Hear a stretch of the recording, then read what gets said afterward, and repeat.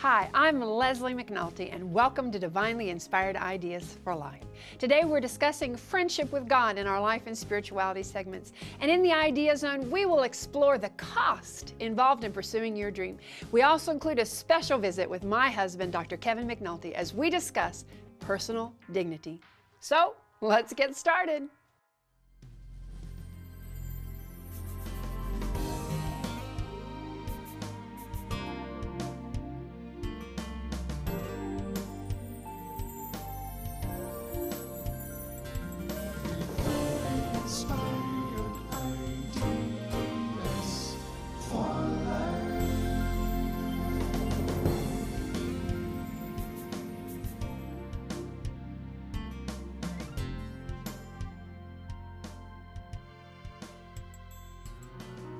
Our solar system is roughly 18 billion miles across, and the Earth itself is about 25,000 miles around at the equator, housing more than 7 billion people at the present.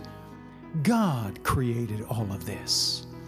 And yet, His greatest desire is a personal friendship with you. He cares about you and has a distinct purpose for you here on Earth. Have you ever thought about that purpose? About what you can do for others? What voice have you heard calling you for help? Do you have a picture of who that is? Have you taken time to consider what your life could mean in helping someone else? Today we continue our discussion on friendship and friendship with God. One night, a man by the name of Victorious appeared to his friend Patrick in a dream. Patrick had known Victorious in Ireland, and when Victorious appeared to him in his English homeland in this dream, he held a letter with the heading, "The Voice of the Irish." And then Patrick heard a voice of a multitude crying, "We beg you to come and walk among us once more." You know, the ordinary person might be surprised, even happy, to have an old friend or even a multitude appear to them in a dream. But Patrick's life was different. The Irish at this time were a barbaric collection of Celtic tribes, and they were regularly sending out raiding parties to capture slaves and the riches. One day, a great fleet of boats swept up the west coast of Britain and seized many thousands of young prisoners. Among these prisoners, there was a young man by the name of Patrick. And Patrick was taken to the slave markets in Ireland. Although he was educated and spoiled as a youth, he now found himself bound to slavery. He had lived outdoors in the cold highlands of Ireland as a captive to brutal slave traders. Destitute, with barely any clothing and food to eat, he would spend months in the highlands with little to no contact with other humans. Yet, in this place, he developed a friendship with Victorious and a deep relationship with God. Victorious was a reminder to Patrick of Ireland's need for help. Victorious was also an Irishman trapped in the same slavery that Patrick had experienced. Perhaps you are like Victorious and you need help. Or perhaps you've had a picture in your heart of someone you would like to help.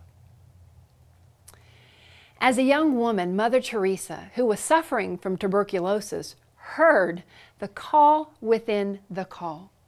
She knew she was to leave the convent in Calcutta and work with the poor living among them. With only 5 rupees in her hand, she started a school in the slums to teach the children of the poor. Mother Teresa, recipient of the Nobel Peace Prize and India's highest civilian award, set up nearly 570 homes for the poor in 125 countries. Like Patrick and Mother Teresa, one idea, one thought from God can bring significant change, not only to your life, but to the lives of those you know in your community and in your nation. When we are facing life's deepest tragedies and our most serious personal problems, often the thing we need the most is to hear the voice of someone else who is asking for help. Have you heard that voice? Ask yourself this question: who needs my help in my community? The scriptures say, "How beautiful are the feet of messengers who bring good news." How will anyone go and tell them without being sent? Are you willing? Patrick's dream of helping the Irish is relentless, and finally he surrenders and trains for the ministry in France. A few years later, he emerges from seminary as a young bishop, and in 432, the ex-Irish slave Patrick arrives on the shores of Ireland and becomes the first known missionary to Ireland. By the time of Patrick's death, the Irish slave trade had ended and murder and intertribal warfare significantly decreased. Both Mother Teresa and St. Patrick are an example of good news in action. And I believe as you are listening to me today, you are receiving courage to act on good news, to act on the idea that God has given you. You can become a modern-day missionary of good news. Patrick gives us hope that we can help even those who have mistreated us. He shows us that it is possible to persevere and that you can overcome the hardships of life. Like Mother Teresa, you can rise above poverty, and with only 5 rupees, and even with sickness, she made a better life for millions of people. Today, you can be that friend, that caring voice of encouragement, as Victorious was to Patrick, and as Patrick was to an entire nation. You can help someone else find their destiny. So, go ahead, take the risk. You won't be disappointed. Mother Teresa said, "Yesterday is gone. Tomorrow has not yet come. We have only today. Let us begin." So go to my website today, because we are here to help you discover your dream, and we have tools available that will help you on the roadmap to your destination. Dr. Leslie will be back in just a moment with an inspiring interview on our Miracle Echo segment.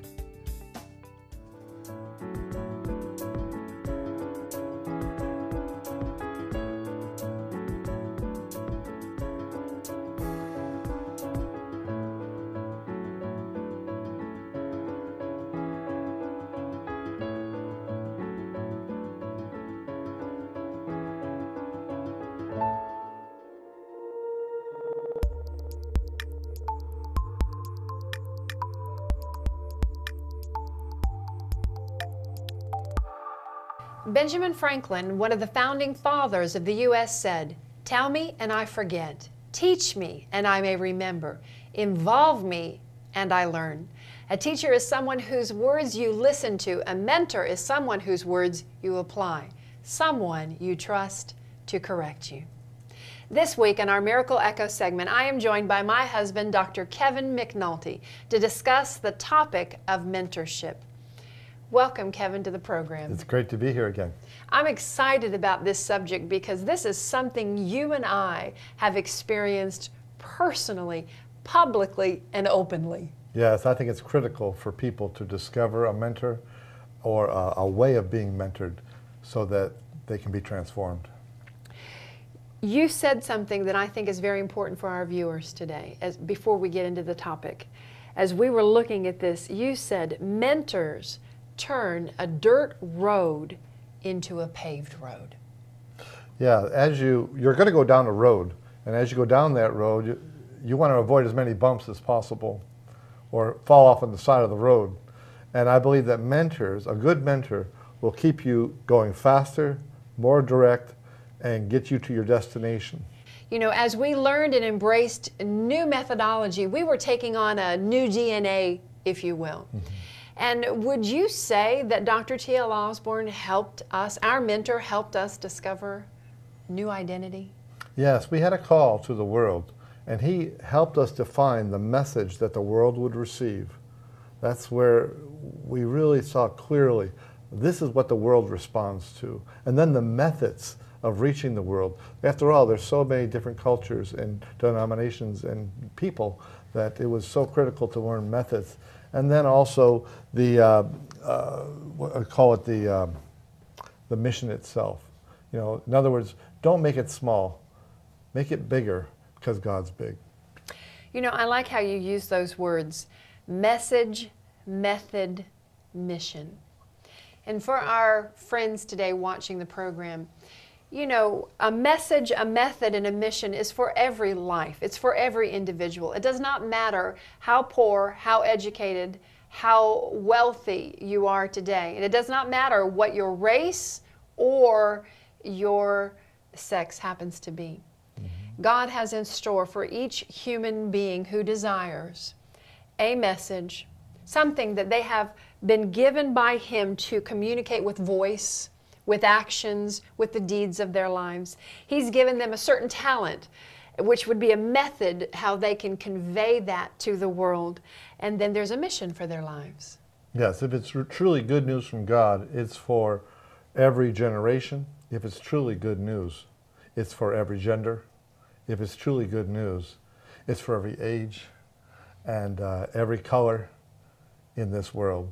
And so there are no borders with Him. There are no boundaries with Him. I'd like us to talk a little bit about dignity, because our mentor showed us to value each human being, just as you said, regardless of race, regardless of gender, regardless of socioeconomic status. Yeah, the importance of discovering the human element, not just the God element, but how humans, the capacity of humans to receive, the energy levels that they have. And a lot of times those energy levels are wasted in the process of hearing. In other words, they are exhausted before the message that can transform them is given. And that's where I think that term holistic transformation comes across well. Because, you know, we're involved in a program called the 5 Loaves and 2 Fish program. The interesting thing about this program is, for example, the Indian government has mandated every child go to school. But when they go home, they do not have that environment where they can be mentored, they can be tutored, they can be trained.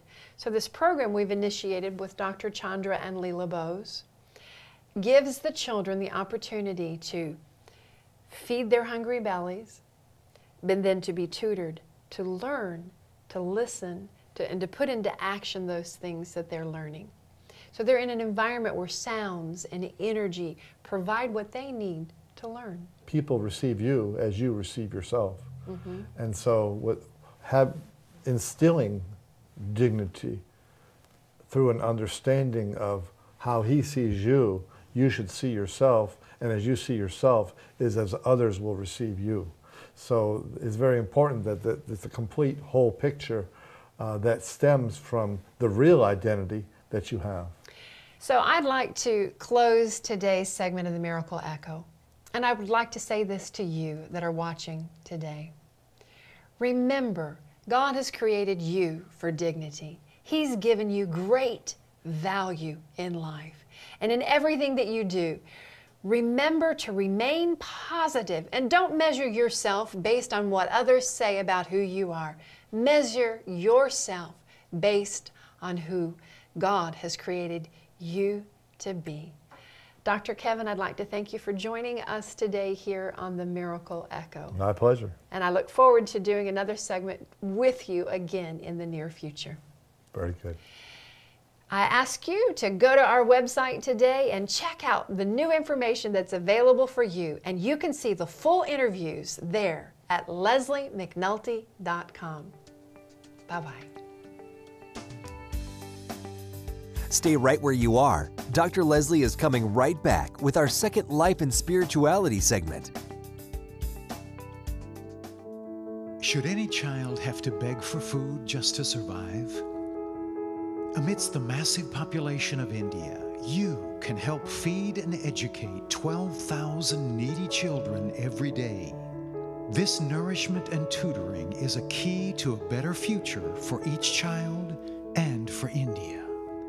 Join our 5 Loaves and 2 Fish project today.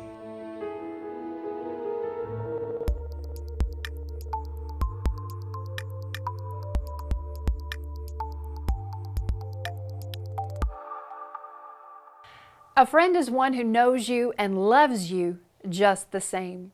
The author of this phrase, Albert Hubbard, also wrote a story about Ida Strauss and her death on the Titanic. As a woman, she was supposed to be placed on a lifeboat before any of the men, but she refused to board the boat. "Not I," she said. "I will not leave my husband. All these years we've traveled together, and shall we part now? No," she said. "Our fate is one." Hubbard then added his own stirring commentary. Mr. and Mrs. Strauss, I envy you that legacy of love and loyalty left to your children and grandchildren.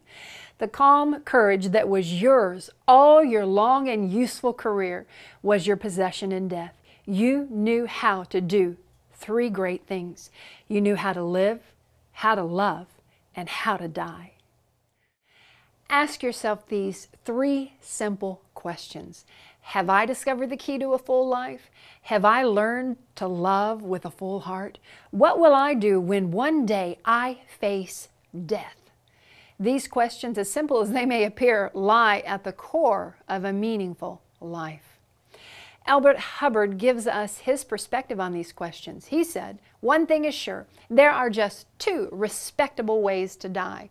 One is of old age, and the other is by accident. All disease is indecent, suicide is atrocious, but to pass on, as did Mr. and Mrs. Isidore Strauss, is glorious."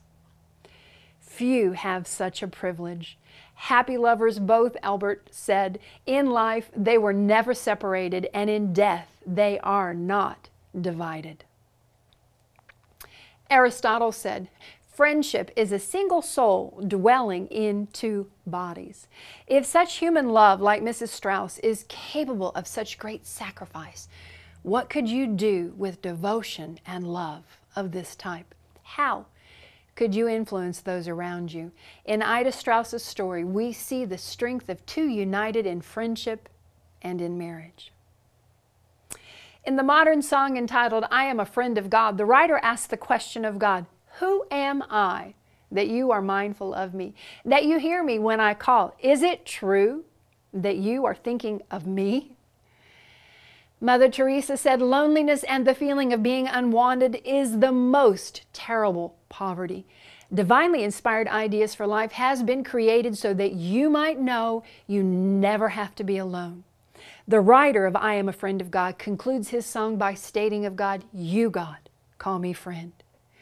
Today, I want you to know that you have a friend in God. For He said in His Holy Scriptures, "I will never leave you nor forsake you." So, go ahead and take His hand. He's there right now. If you have never felt this love for another human being or this love for God, I want you to go to my website right now, and you will find many tools to help you on your journey. Next up, we will discuss the value of associating with those around us in our Connecting to Others segment.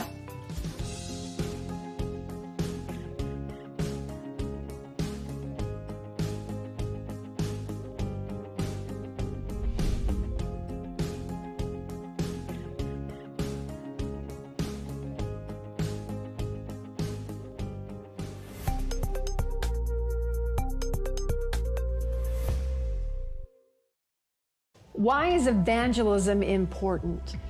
In order to really understand that topic, I think we want to look at the reality of the difference between, or the importance of, mission and evangelism. Billy Graham stated this: "It takes only one generation not sharing the good news to lose a nation." When we think about that, we understand that every generation must hear the gospel. President Ronald Reagan said this. He said, "Freedom is never more than one generation away from extinction." We didn't pass it to our children in the bloodstream. It must be fought for, protected, and handed on for them to do the same. Christianity is the same thing. It is not something that's passed down through the bloodstream. Christianity is passed on through evangelism, through the knowledge of Jesus Christ. If we have the concept that Christianity is passed down through the bloodstream. We have embraced religion and not the reality of Jesus Christ. So as we look into the importance of evangelism, we understand it is received by acknowledging Jesus Christ and receiving Him into our hearts and understanding the sacrifice that was paid for our sins. Why is evangelism important? It is at the heart of the mission of the church. And to understand that, we must look back into the New Testament and recognize that the word mission rarely occurs in English Bibles, yet the word mission means mito or missio is the noun for the word, and it has a parallel meaning in the New Testament called apostalo, or the Greek word to send, apostle. In other words, at the very heart of the New Testament, we are told throughout the scripture that we are to send people to announce Christ's redemptive work on this earth. In the Old Testament, when we looked at the Old Testament, we understand that the messengers were sent to the nation of Israel, to a collective, singular group of people. In the day and age in which we live, the mission of the church is to evangelize the world by sending people into every culture of the world. So, when we look into the scriptures, we discover that our beginning is in the ending of the four gospels. And the ending of the four gospels tell us in Mark chapter 16, as I said, go into all the world and preach the gospel to every creature. In Matthew 29, we hear all authority in heaven and earth has been given unto me. Therefore, go and make disciples of all nations. Luke chapter 24 tells us, this is what is written, that Christ will suffer and rise from the dead, and in His name repentance and forgiveness of sins will be proclaimed to all nations, beginning in Jerusalem, and you are to be witnesses of these things. And then the ending of the Gospel of John tells us in John 17, he says, as you sent me into the world, this is Jesus talking to the Father, I have sent them into the world. And most astounding to me is John chapter 20, where he says, peace be with you, when Jesus appeared to his disciples after his resurrection, as the Father has sent me, so also I am sending you. Consider these words from Jesus to the early church, to the disciples, to those whom he spent 40 days speaking to, the significance of all that he said to those who would be believers, those who were believers. We were and are to go into all the nation. And if that's not enough, the book of Acts tells us that we are to receive power from on high and be witnesses unto the uttermost parts of the earth. Why the importance of evangelism? It only takes one generation for the gospel to be lost to a nation. And you and I are the generation for right now that is alive, who must be the voice of God communicating to all nations. We will be right back with the Idea Zone, where you will discover how to remove your limits and live your dream. How do you unlock the dream that's in your heart? Do you have an idea, but you don't know where to begin? Or perhaps you think you're too busy, or you lack inspiration? Discover a great new future in Leslie's powerful 7-step dream sheet. Dr. McNulty's free workbook will help you eliminate the mental clutter and launch your dream. Request your free copy of the Live Your Dream workbook at www.lesliemcnulty.com now.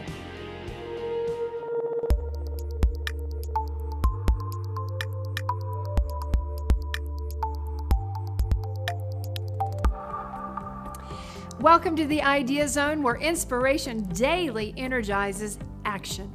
We are on step number 3 of my Live Your Dreams series. If you've missed out on the earlier steps, you can catch up by going to my website, lesliemcnulty.com, and downloading all my free worksheets. In step number 3, we begin putting our dream to the test. Have you ever wondered, how do I put my dream to the test? What measurements, standards, or costs are associated with your dream? Anything worth having has a price attached. As an athlete, I learned early on, no pain, no gain. What do I mean? Well, to improve our game, skills, and opportunity, we had to practice, practice, practice. And in the daily pursuit of our dreams, sometimes we did not feel like carrying on. but the sheer will of fortitude, the desire to win, and the constant challenge to press beyond our current capabilities kept us charging forward toward our destination. That's why I'm here. My coaches over the years challenged me never to give up, to stretch the extra mile, and to always discover the cost of my dream. I am here to help you on your journey. Live Your Dream has been developed from my own life experience and from training others. These principles work, and what others have learned, you can glean from, avoiding the temptation to give up, get frustrated, and quit before you reach your destination. Today, let's begin refining our dream.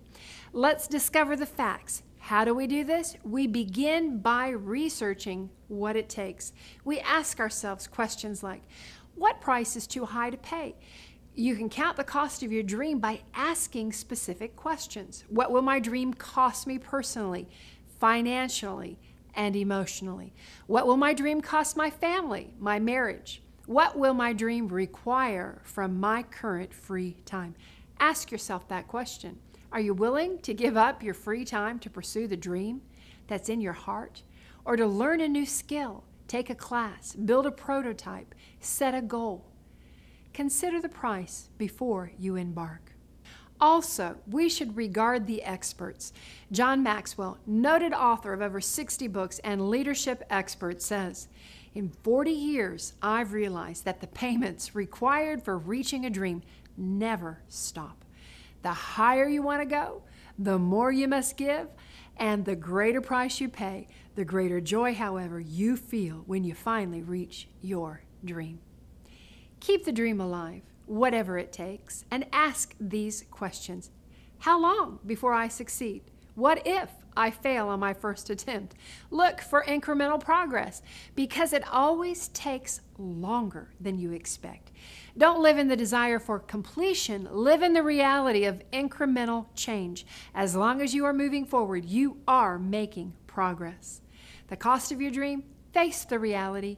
You may need to raise the funds to acquire your dream. You may need a new education. You may need to find legal assistance to initiate your idea.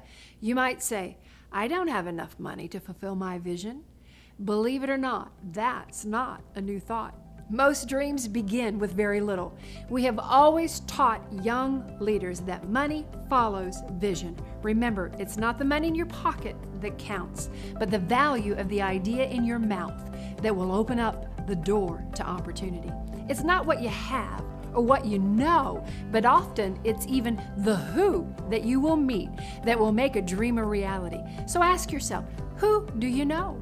Or who can you get to know? Well, we've come to the end of today's program, and I want you to remember always that one idea from God can change your life forever. Thank you for joining me on today's program. I look forward to seeing you here each week on Divinely Inspired Ideas for Life, where one idea from God can change your life forever. I'd love to hear from you and know how our programs are inspiring your life, and we would love to pray for you. So contact us and let us know what is going on in your world